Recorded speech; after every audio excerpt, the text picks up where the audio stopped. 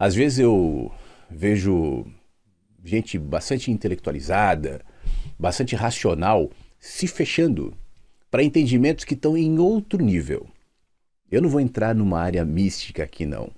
Mas eu estou falando em níveis sutis e sensíveis, acessíveis aos nossos sentidos. Eu vou te dar um exemplo. Um cara racional, eu acho que a gente concorda aqui, foi Einstein, né? E eu estou dando um exemplo, isso não se limita ao Einstein, mas ele dizia que às vezes, quebrando a cabeça para chegar a determinadas conclusões, para entender determinadas fórmulas, usando todo o recurso racional que ele tinha, de cálculos, de experiências, enfim, aquilo não ia, né? Travava. E quando ele se esquecia, muitas vezes, de pensar, tal, ia dormir, deixava aquele negócio guardado uma semana, tal, vinha. Como se algum nível inconsciente dentro dele tivesse sido ativado até pela racionalidade, mas submergiu, não pescado pelo anzol dos cálculos do pensamento, da ideia, tal, mas de um ambiente mais sutil que talvez precisasse de silêncio, precisasse de mansidão, precisasse de descanso para vir à tona.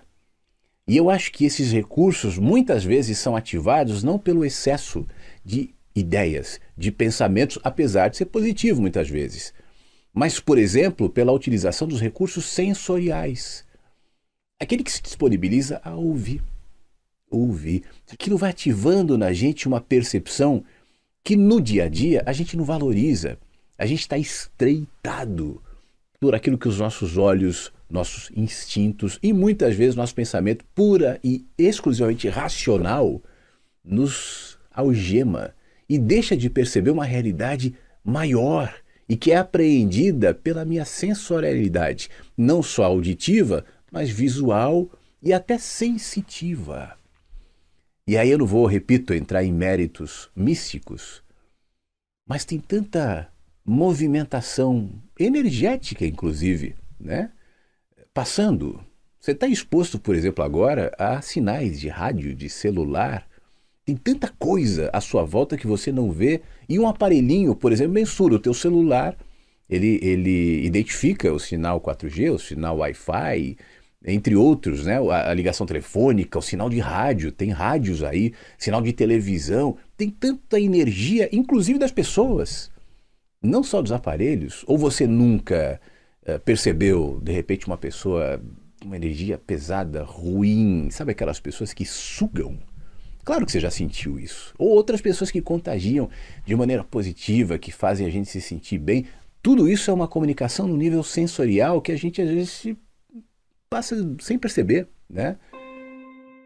Quem está limitado a somente o arcabouço intelectual, vamos imaginar que o Einstein fosse um desses, ele jamais chegaria a percepções que o silêncio lhe trouxe, ainda que ele fosse um cara que se alimentasse também dos cálculos e depois submetesse aquilo que a sensorialidade, a intuição trouxe à racionalidade do estudo e dos cálculos.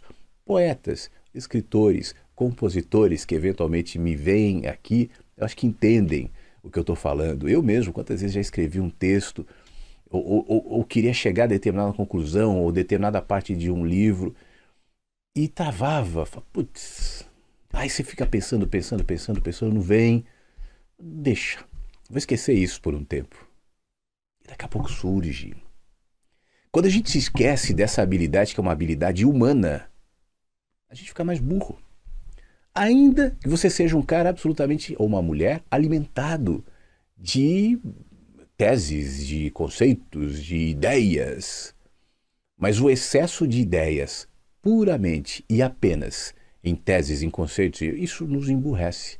Assim como o excesso de instinto, só instinto também nos emburrece. Como tudo na vida, o equilíbrio é fundamental, a abertura é fundamental. E nesse caso, o entendimento de que vivemos num mundo onde a racionalidade, infelizmente, parece que está morrendo, né? E é necessário que a gente tenha e submeta, como eu disse agora há pouco, os nossos sentidos, a nossa intuição à racionalidade, mas também não se esqueça que a racionalidade é uma é uma condução, é uma estrada que tem os seus limites.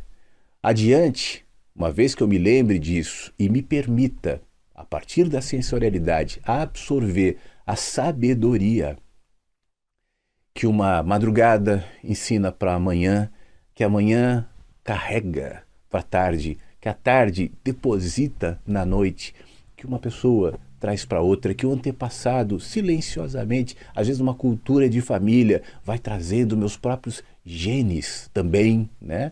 O nosso corpo, ele é riquíssimo em inteligência, em sabedoria, e uma vez que eu condicione toda a apreensão de sabedoria ao meu cérebro, eu perco esse nível de inteligência.